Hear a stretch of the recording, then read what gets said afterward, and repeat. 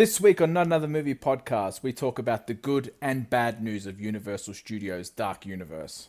And speaking of universes, James Gunn gets a step up at the Marvel Cinematic Universe. And Dan Akroyd just takes a massive shit on the director of Ghostbusters from last year.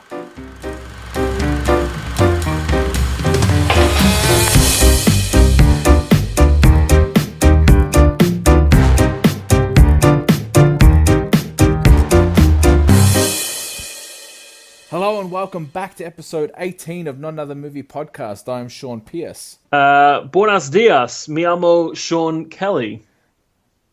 Okay. Yeah, I'm working on my Spanish. Okay. Is there a story for your Spanish? Well, I don't know if you do you have Netflix? Yes, I do, yes. Yeah, so there's this show on it called The Grand Hotel. Oh, okay. Which is a Spanish show about this hotel. It's like Downton Abbey but in Spain. And my wife is obsessed with it at the moment. There's a character on there called Jose, which she just loves. And I'm working on my Spanish because if I don't get something happening, she's leaving me for this guy Jose, I tell you what. And look, he's easy on the eye. And he gets up to, some crazy shenanigans. So I've got to compete with this Spanish Romeo. I don't know why, but I just have this picture now all of a sudden of you standing in a doorway with a rose between your teeth with this silk shirt that's open halfway and these silk black pants. She showed you my Valentine's Day cards? And now it's probably an image I won't be able to get out of my head now for the rest of the show. So thank you for that. I always talk on this podcast about my wife not liking movies and stuff like that. But every now and then something comes along that she just falls in love with, and this is one of those things. So if you haven't checked it out, check it, and you're into sort of that Downton Abbey style stuff, check out Grand Hotel, because there's like a bunch of seasons on there, and apparently they're all good. And of course there's Julio, who's apparently quite the tall drink of water. Well, it's not that you keep mentioning how she doesn't like movies at all. It's just, I think it's just you in general is kind of the theme that we're getting out of it. So, She actually goes and sees movies and stuff all the time. I'm like, wow, she hates that stuff.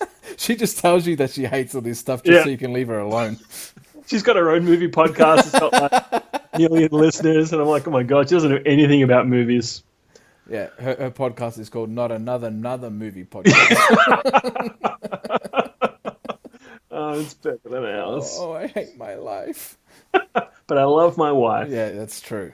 All right, well, let's kick into the movie news, shall we? Ladies and gentlemen, can I please have your attention?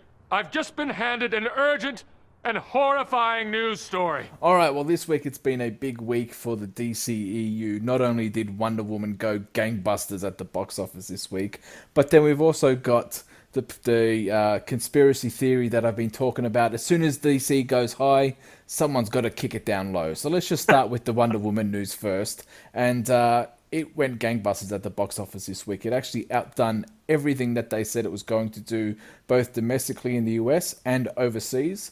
Currently, it sits at $254 million in its first week, and that is big bucks. Yeah, that's take-home money. It's nothing to be sneezed at, and it's broken records for female directors. It's the highest-grossing female-directed film so far. Female-led film so far. It's actually doing better than the fourth Hunger Games, which is quite surprising considering that had 4 goes at it to pique the interest of the tweenie market. So as I said, I think the interest went down and down.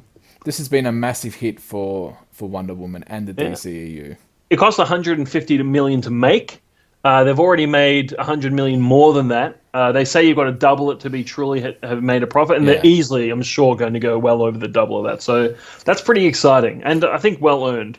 Well, usually the box office falls by 50% most of the time in its second week. So if it made 100 last week, it's going to make 50 this week. Yeah. And that'll put it over the 300 mark, which should see it, start to reach the black, which is fantastic. Yeah, and it's well worth it, as we said on last week's podcast. Well, of course, now that the film is a massive hit, start to talk about sequels. And there was 2 pieces of interesting news that came out about the sequels. One is that the director has come out and said that it would take place in the US. Didn't say what time frame in the USA, but we will be seeing Wonder Woman in the US. Mm-hmm. And I don't know if this is a good move or bad move on her part. I would say probably good move, is that Patty Jenkins wasn't signed for a sequel. Now, usually, they always tie the leads for at least 3 or 4 sequels, but they didn't tie Patty Jenkins. So now all of a sudden, she's got a massive ace up her sleeve that she can name her own payday now.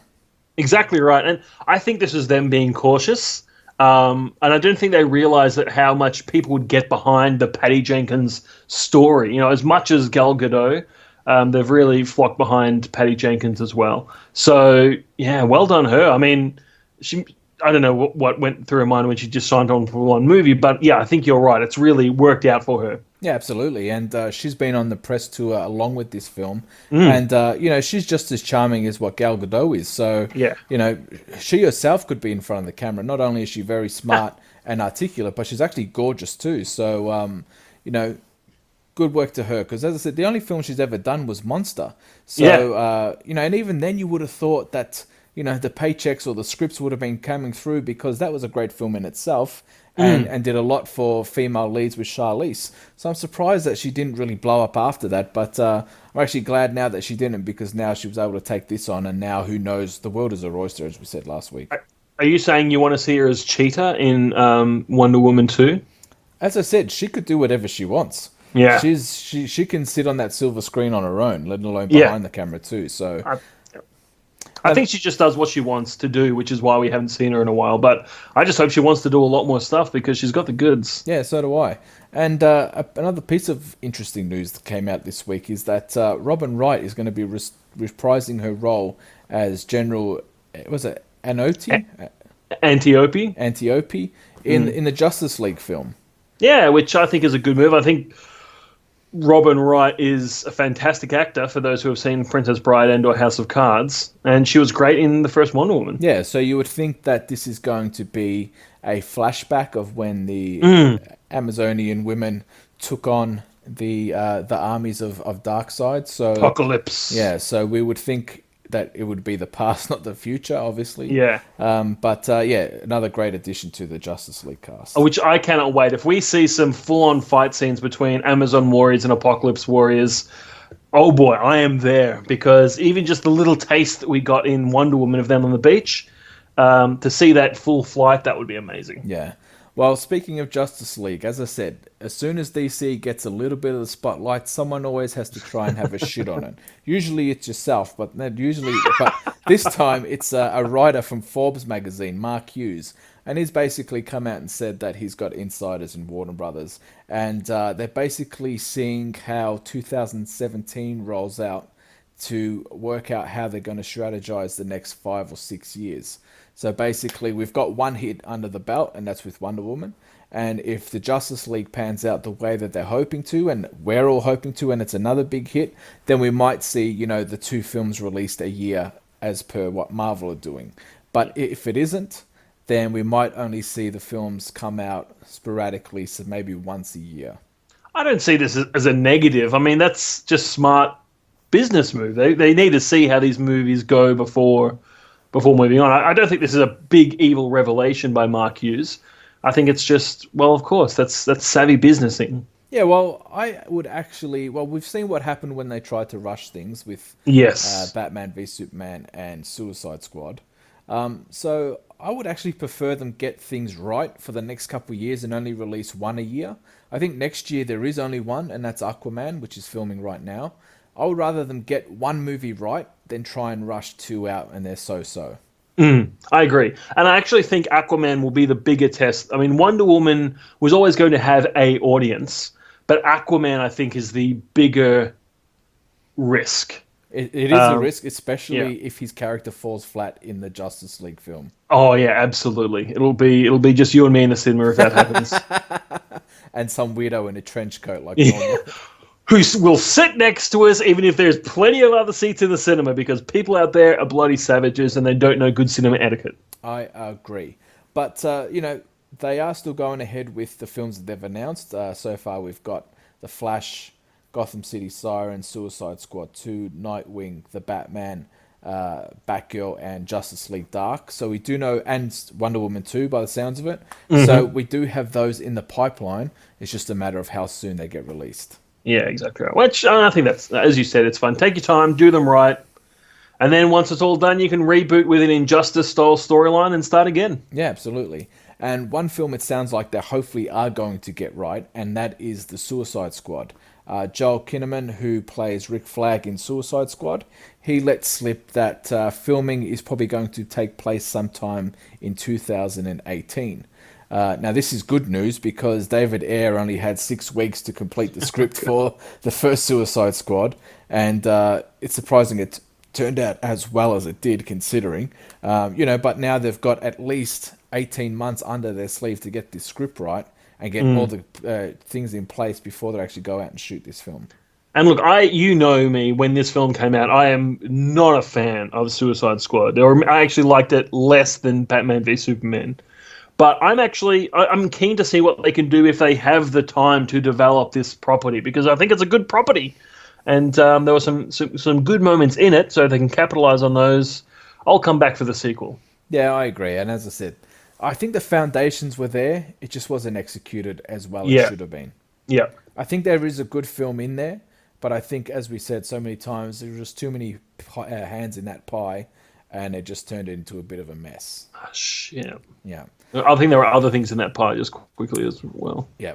Well, one pie that there seems to be a lot of hands in, but they actually deliver a nice juicy pie, and that's over at that sounds a bit weird, but over at the MCU.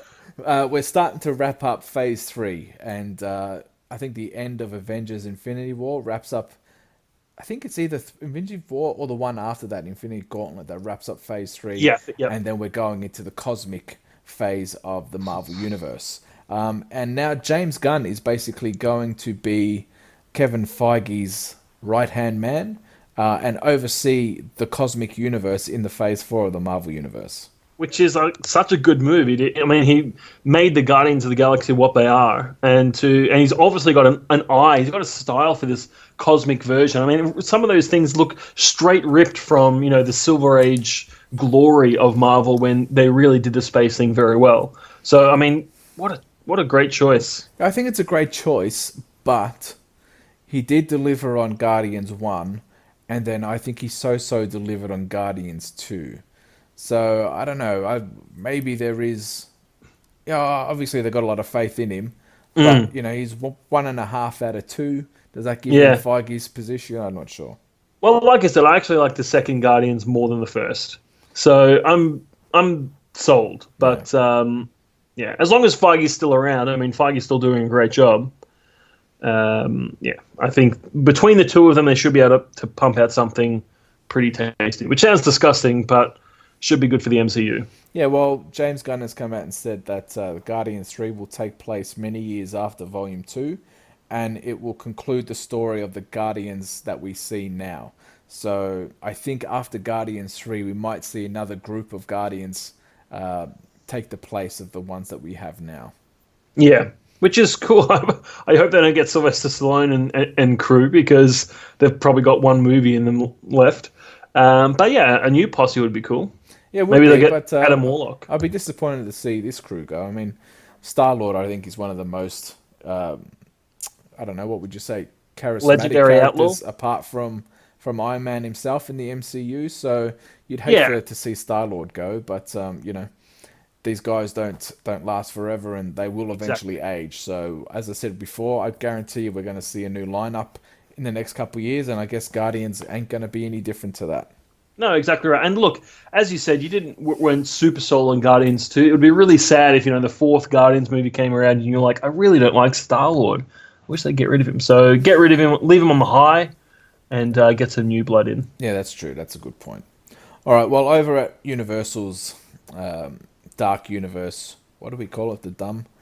Yeah, the dumb universe. Yeah, we're so witty and clever with that one. We called it the dumb. Well, this week they might have jumped the gun a little bit, because they've announced that they're going to add more creatures into this Dark Universe. So now that we're going to be getting Frankenstein, Bride of Frankenstein, Dracula, Creature from the Black Lagoon, The Phantom of the Opera, Hunchback of Notre Dame, and Invisible Man.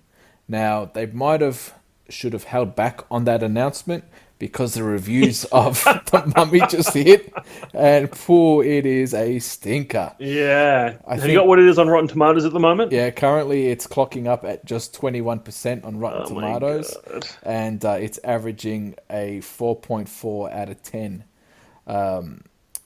Now, that ain't good news. I didn't think it was going to be good, but I didn't think it was going to be that bad. No, it's quite horrific, actually. When you look at those numbers and you compare them to some massive flops, yeah, it's pretty bad. And as we said, it doesn't look like it's going to take number one spot over in the US this week. They're predicting that it should open up at around $35 million, which isn't great considering how much Wonder Woman just took, which was $100 million. But Yeah. the saving grace for this film is that they're predicting at least $125 to $150 million worldwide. So that puts him on par with his biggest, or Tom Cruise's biggest ever opening of $167 million for War of the Worlds, believe it or not. Oh, really? That's Yeah, interesting. I was quite surprised from that too. I thought one of the Mission Impossibles would have been a lot bigger than that, but no, World of the Worlds is still his number one opening. There you go. Well, it's going to take 150 million worldwide. It was made for 125, so I'm sure they'll make double that eventually. So it will be a profitable film, I guess. Yeah, and you know they're always. I always said it with the DCU is that the first couple ones probably aren't going to be the greatest. Kind of what we had over at Marvel. I mean, Iron Man, yes, they knocked it out of the park, but I personally think they let it slip with Hulk and Iron Man 2. Weren't great. But then they started, knocking them out of the park with Captain America, Thor. When they actually knew what they were doing, yeah. Exactly. So, as I said, I'm not rushing to see it now. I was going to go see it on Sunday, but now I'm like, I probably won't bother.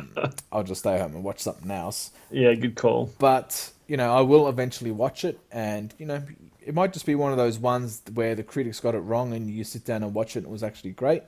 But I severely doubt it. But as we said, we're from the first film. A lot of it, the reviews are saying it's Tom Cruise's worst film, and it's just basically a Tom Cruise movie with a mummy in it, which was the exact thing I said when the first trailer came out. It's Mission Impossible with a mummy. Yeah. Yeah. So that's how they're selling the film in the reviews. So as I said, the reviews aren't great, but it could still do very well at the box office worldwide. So the question is, are we seeing the end of the Tom Cruise megalith? I don't know, to be honest, because, he came out this week and, he was talking more about the Top Gun sequel that we spoke about last week. Oh, yeah. It's officially got a new title. It's called Top Gun Maverick. He doesn't like to have the number 2 in there, so they've called it Top Gun Maverick. And a trailer just dropped this week, actually, called, a trailer called American Made, which is a Tom Cruise film, and he's gone back to actually acting in a film. It's a drama rather than an action spectacular that we used to see. That's what he needs to do, man, because he's a good actor. He is a very good actor. And Everything you say about like his personal life and everything else going on, he's damn fine. No, I agree. And as I said, if you go back and look at his earlier stuff where he was an actor, not just Tom Cruise, he actually did some really, really good work. So I would like to see him go back into this realm. And I think this film that he's bringing out, he plays a pilot who ends up working for the cartel, running drugs back and forth. And it looks really, really good. It's called American Made. Check out the trailer when you can. And I think this will be his saving grace, to be honest. Running drugs for the cartel will be his saving grace. Yes. Yeah, fair enough. All right, yeah, I'll check that out. Kind of reminds me of the Johnny Depp movie Blow. Oh, yeah. But, he was undercover agent, but it kind of has the same feel as that. Do you think his character is going to get like a crisis of conscience and then turn around and it'll become an action movie because he takes down the cartel? Not from the trailer, no. I think it's, he gets a shitload of cash, a shitload of power, and he kind of plays on that. So, oh, cool. That's what I'm taking from the trailer. But yeah, it will be nice to see Tom Cruise act again. Yeah, so we either need something like that, like a good dramatic role, or a full movie of his character from Tropic Thunder. Either one of those will save his career. Well, I remember when Tropic Thunder came out, and he was fantastic in that, by the way. And then they said they were going to do a spin-off of that character, but it never actually happened. So I would like to see that. There was a lot of people didn't like Tropic Thunder, but a lot of people did, and I was one of those. So I would love to see his character come back. Yeah. He played a movie executive, and he was just what you expect from a typical movie executive. Yeah, the biggest arsehole. And Tom Cruise did such a good job with it. It was the first time I'd really seen him send himself up, and he did a great job. Yeah, and he didn't take himself seriously, which, you can see that he kind of does in some of these films. All right, well, one executive producer this week actually came out and blasted his director on a film, and it's surprising because it's taken him a year to do so. And Dan Akroyd this week has pretty much come out and take a massive dump on Paul Feige, who was the director of, or Paul Feig, or Fig, was the director of last year's Ghostbusters. And to quote, this is what he said: "The director, he spent too much on it. He didn't shoot scenes suggested to him. Several scenes that were going to be needed, he said, no, we didn't need them. Then he tested the movie, and guess what? We needed them. He had to go back and spend about $30 to $40 million on reshoots. He will not be back at Sony anytime soon."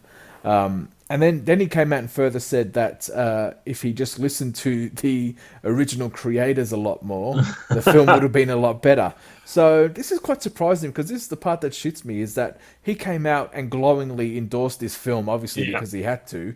But then a year later, he came out and said, it wasn't as good as what it should have been, and it's pretty much dead in the water for a sequel. What's he going to do? He's not going to come out and say, while they're trying to sell this movie that he's put money into, and say, "Oh, you know what? It's not good. Don't go and see it." Well, I actually said at the time that it reminded me of James Cameron when he came out and endorsed the Terminator Genesis film. Yeah.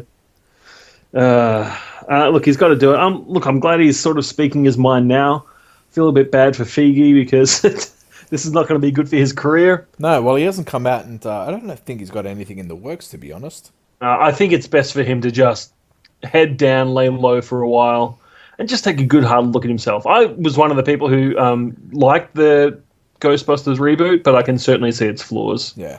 I mean, it was always going to be a hard sell, to be honest. Yeah. I'm just having a look at his IMDb, and there's pretty much just question marks on all his next projects.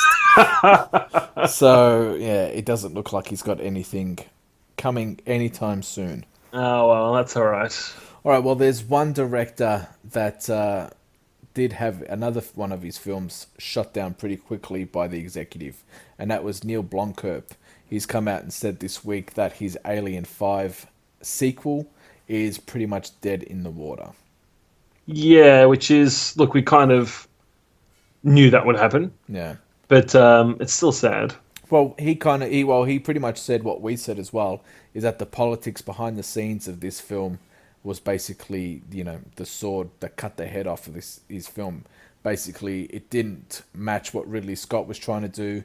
Ridley Scott was trying to set up the prequel universe rather than do a sequel universe, which is what Blomkamp wanted to do. So it's pretty sad because, the ideas that he did throw out for this film could have been really cool. Yeah. But unfortunately, we ain't going to see it. And look, I think Blomkamp is set for another good movie. I mean, he did District 9, which was great. Elysium and Chappie weren't necessarily great, but I think he could have made... I think he had a great Alien film in him, and I think it would have been better than Prometheus. Well, speaking of District 9, he did come out and say this week that he is planning on making another film in that world, and he can't wait to go back and work with Weta to see how cool this film could be. That is one of those movies where people want the sequel. Yes. We're getting so many sequels to so many bad films, but people want that with what it ended with. No, he didn't actually say a sequel. He said another film in this world. So, but I'm exactly with you. As soon as that film ended, I'm like, fuck, I fucking hope they make a sequel to this, because not only was the film so great, and I remember that came out the same time as Terminator. What was that bullshit one that came out? The McG one. Christian Bale and Sam Worthington either. That came out at the same time as that. And the budget Salvation. Salvation. And the budget was like 3 times the amount of what District 9 was. And District 9 was 3 times better than what that piece of shit was. So that tells me what you really think. This guy has got a real talent. As I said, I don't think he's really brought it in his next 2 films. But you can't produce something like that and then not produce anything good ever again. I still think he's got another great film in him. And I hope District 10, which the sequel might be that film. I'm with you.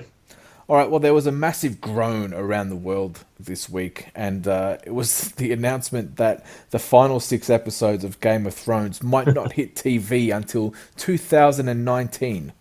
That's makes me so sad. I don't know if you heard me. 2019. Yes, I heard you. We're currently in 2017. Yeah. What? What year is it? Yeah. That makes me very sad. Yeah. There's nowhere else I can go with that. I really want to see what's happening here. They're just saying like the scope of these TV shows is just too huge to try and rush. So the good thing is they are taking their time, but fuck, we've got to wait so long to see the conclusion of this story. And apparently I was reading like the last couple of episodes are basically going to be movie length. Yeah. So that's pretty cool. The good thing about this show is that they are very cinematic as they are, even in the 1 hour. So to have them as an hour and a half or 2 hour episodes, as you said, it is going to be like you're watching a movie every week. It'll be worth the wait, I think, when we eventually get there. It's just, man, I'm jonesing for this show. Yeah, I agree. One director that we both love, and that is Edgar Wright. He's out doing the press for his new film, Baby Driver. And they're talking about the possibilities of more sequels to his films. And, he pretty much closed out what was called the Cornetto trilogy with, what was The World's End? Which I didn't think was that great. But his previous two, The Shaun of the Dead, which is one of my personal favourite films of all time, and Hot Fuzz. He said we could see a sequel to Hot Fuzz. Yeah, out of all of them, he said Hot Fuzz would be the one he'd make the sequel to. Now, it's not like anything he's rushing to production or anything like that, but I think it could be worth a sequel, to be honest. Like, go to a new district or a new town and clean up whatever's going on there. That was a really good movie. I agree, but as I said, if I was to pick one, for me, I would love to see another Shaun of the Dead film. But where would you go with Shaun of the Dead? I don't know, but there's still zombies there, so, we could still live in that world, I guess. Yeah, I think the message of Shaun of the Dead is done, though. Like, it's there. Yeah. The last shot of him playing the video game with his mate, he's got his life together and that kind of thing is kind of nice. Like, the message of that movie is, if you've got a friend who drags you down, kill him. And then life will be better for you. And look, I completely agree. Yeah, well, we've been doing this podcast for a while now, and now that you mention that... maybe it's my time to shine. Maybe it's time to have a solo show. I'm not answering the door for the next couple of days. Yeah, well, as I said, keep that door locked, my friend. But yeah, I'd love a sequel to Hot Fuzz. I actually like Hot Fuzz more than Shaun of the Dead, and I think there's more potential in there for a sequel, like to draw out that kind of like hyper real world just that little bit further. I think it'd be awesome. Yeah, no, I can see I can see why you're saying that, and I agree actually. Or go back to the city and bring Nick Frost's character back to the city. That could be cool. Anyway, moving on. Yeah, all right. Well, that wraps up the movie news, and now we're going to do a segment that there was this interesting concept that was thrown over my desk this week by a guy at work, and it's called the Mandela effect. Have you ever heard of this before? No. All right, well, basically the Mandela effect is that it's a theory where people thought that Nelson Mandela was dead when he was actually just in jail. And people had these memories of actually seeing his funeral on TV back in the 80s, but it wasn't actually true. So the Mandela effect is what the internet is calling those curious incidents where people remember certain things in a particular way, but they aren't actually correct. So that's like my happy marriage. That's right. Jokes. So, I'm in love with my wife. Yeah, you are, but she. She's not in love with her wife. That's fine. So that got us thinking over at Not Another Movie podcast. How does the Mandela effect affect films? And the best way to kind of describe that would be famous movie quotes that you think are the right way, but they're actually misquotes. So many. So we've both got 5 each that we're going to go through. I'll start off with number 1, and it's from Silence of the Lambs, where the misquote is "Hello, Clarice," where the actual line is "Good evening, Clarice." Oh, really? Yeah. Man, I'm going to stop waking my wife up that way now.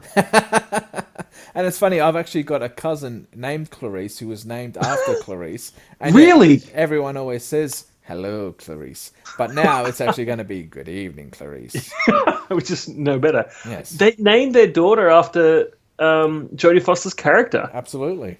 What was the... I mean, she's a great character, I guess. I think they just really love the name Clarice. Yeah, fair enough. And now, as I said, it's just a famous name in pop culture. It's a cool name. Yeah, very cool name. It's like Wendy from Peter Pan. There was no Wendy's before that. Oh, it was really? a made up name for that thing, apparently. Well, there you go. And now we've got Wendy's ice cream. So yeah, Interesting. amazing. All right. All right, I'll go number 2. All right, what do we got here? So Snow White. Now this is actually a good one because everybody gets this freaking wrong. Snow White, mirror, mirror on the wall, who's the fairest of them all? Everyone says that. It's actually magic mirror on the wall, who's the fairest of them all? Not mirror, mirror. And everybody quotes that. I do every morning. The Mandela effect. In play. This has just become a very educational podcast. Yeah.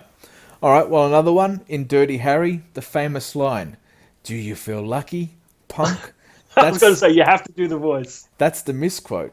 The actual line is, you've got to ask yourself, one question, do I feel lucky? Well, do ya, punk? That's the actual line. That was good. Yeah. Yeah, I felt like Clint Eastwood on the other side. I've got to say, for all, The Mask is a great movie, and they actually get that line right when he quotes it. Yes. Good job, Jim Carrey. Thank you. All right, Planet of the Apes. This one I'll definitely try and do with my my voice. So, I mean, this is kind of a slight misquote, but it's still one. So the misquote, everyone says, "Get your stinking paws off me, you damn dirty ape." But the actual one is, "Take your stinking paws off me, you damn dirty ape." He can talk, he can talk, he can talk, he can talk. I can sing. Now, that one resounds quite well with me because that's actually what my wife says to me every time I try to bust a move. Take your stinking paws off. I love it. You love it? And put that away. Exactly. Go play with it yourself, you damn dirty ape. All right, number 4. Now, this is one of my all-time favorite films, and it's something that I've said a lot of times, but it's actually wrong, is that the misquote is, we're going to need a bigger boat. But the real line is, you're going to need a bigger boat. If you had asked me, I would absolutely have said, we're going to need a bigger boat. And that's got me questioning, like, because there's 3 of them on the boat, but I know Dreyfus says this line, and I would have thought that he's going to say it as them, as the 3 of them on the boat, but he's just singling out the captain, saying, you're going to need a bigger boat, kind of pushing his way away from the actual, subject itself. Who says the line? What's his name? Dreyfus. I forgot his character. Oh, really? Oh, okay. Yeah. I thought it was the other bloke. Oh, no, yeah, Schneider. Yeah, it could be him. Yeah, sorry. So he's kind of like singling out the captain, saying you're going to need a bigger boat when all 3 of them are actually on the boat rather than Well, where. I guess it's the captain's boat. Yeah, but where makes more sense rather than your. Yeah, I actually agree with that. Yeah. I think we should send the letter to Spielberg and get him to revisit. If he can put friggin' walkie-talkies in E.T., he can change this line. I agree. Yeah. All right, next one. Frankenstein, another classic line. And I'm going to do this one. All right, you ready? So the misquote is, he's alive, but the real line is, it's alive, it's alive. As I said, a lot of these you're convinced that they're not right, and I guarantee if you go back and watch them, that it is going to be right. But that's why this is, as you said, an educational podcast. And we have to say, guys, if you don't take this information with you, go to parties and things, and then act like a smug ass, correcting people when they quote things, then we're not doing our jobs. That is the whole reason we're doing this segment. Yes. And this is good now, because you're a teacher, you can take this podcast into your class and actually use this. I set requirements to listen to this podcast, and I ask Homer questions. Well, a lot of your kids must be failing because the numbers don't reflect that. Yeah, okay, they're failing English, but they're passing Not Another Movie podcast. So, I see, gotcha. Which one's about book learning, and the other one's about street smarts, and that's okay. All right, another one of my favorite films, The Godfather. The misquote is, I want to make him an offer he can't refuse. And this is just a simple one, but the real line is, I'm going to make him an offer he can't refuse. Yeah. That's a good one. Yeah. Just a slight change, but a big difference. I think you need to go again with the real one and actually do your best Marlon Brando. All right, the real one. Yeah. I'm going to make him an offer he can't refuse. Holy shit, Brando? I've You're channeled back from the Marlon dead? Brando. Yes, asshole. He would say that too. He probably would. All right, Wizard of Oz. I can't really do this one. The original is Toto, I don't think we're in Kansas anymore, which is absolutely what I would have said. But the real line, Toto, I have a feeling we're not in Kansas anymore. Yeah, as I said, it's just these subtle changes. Yeah. But it just completely blows your mind how you got them wrong for so long. Yeah, exactly right. Just I reckon this is probably the biggest one out of this one. Yes. From The Empire Strikes Back. Actually, I think my last one's big, but this one's pretty good. Yeah, and it's one of the most famous lines in, I reckon, all of cinema. Yeah. And everyone says it wrong. The misquote is, Luke, I'm your father. But the real line is, no, I am your father. No! And now that you say it back, you're like, yeah, hang on. Yeah, of course it is. Right, of course it is. Yes. Yeah, oh gosh, that's such a good scene. All right, wrap up the segment and give us the biggest one. All right, so the biggest one, the one is so often misquoted. The misquote is, frankly, Scarlett, I don't give a damn. Sound like Sean Connery, doesn't it? It does sound like Sean Connery. The real line, of course, Mixed with is Borat. frankly, my dear, I don't give a damn. All right, what's the real line, Borat? That's it. Frankly, my dear, I don't give a damn. My dear instead of Scarlett. Yes. As I said, it's the subtle changes, but it's the ones you're convinced were real, but they're not. The Mandela effect. The Mandela effect. So as I said, if you take nothing away from this podcast, at least you know what the Mandela effect is now. Exactly right. Yeah. All right, well, I just want to quickly talk about two films that I've seen this week, and I thought I'd go more small films this week. And one was the Anne Hathaway film Colossal, where she seems to be able to control an alien monster that is taken over Seoul, Korea. Now, when this was sold as the trailer, I thought this was going to be, a light-hearted, quite comedy film. And it starts that way, but fuck, it goes quite heavy and quite dark. Towards the end of the film. And I'm not saying it wasn't good, but it wasn't what I was expecting. And I don't think the execution was there with what they were trying to do. Oh, that's sad. As I said, I was going in expecting like this little quirky comedy film. And as I said, it just got quite dark and real tense and like, whoa, I didn't see this coming. I'm really curious. Can you give spoilers? Are we? Or maybe I might talk to you off air. All right. As I said, it goes to a dark place that I didn't think it was going to go. All right. And then the second film that I saw this week was called The Belko Experiment, where it's a film. It's directed by the Aussie director who made Wolf Creek, and it's basically about a social experiment where they lock 80 people in the building. And basically, it's a last man for themselves type scenario. Yeah. And only one person's going to leave, and then they test how they're going to react in those situations. And the film itself wasn't great. There's a lot of really good violence if you're into that thing, but as a whole, it's probably a film that you might want to skip. I know you're not a fan of Shaun Gunn, James Gunn's brother. Yeah, you're probably going to be less of a fan of him after you see this film. Oh, really? He's in this movie? Yeah, he's in this film. I think James Gunn wrote this film, actually, from memory. He either wrote it or he was the executive producer. He did. He wrote it. Yeah. So, as I said, I don't think the film was that great. And even the whole idea of it and why the idea came about, they didn't really explain that well. And yeah, it was just so for both of those two films, which is disappointing because I was looking forward to both of them. John C. McGinley's in it too. Yeah, it's got a few famous faces in it. It's got the bad guy from Ghost all those years ago. That guy just seems to disappear. Then all of a sudden he's back in films. Is he a ghost? No, he's not a ghost. But he is slowly making a comeback into films because I've seen him a couple times now. Where between Ghost and now, I haven't seen him in anything. So Yeah. but as I said, there's a few familiar faces, but as I said, it's not a film that you're going to go and rush out and see. All right, but maybe should they check out that Anne Hathaway one? Give it a go. I think you'll like it. There's a lot of depth there, and Okay. I know you do like that. So give that a go and let me know what you think. I will. Yeah.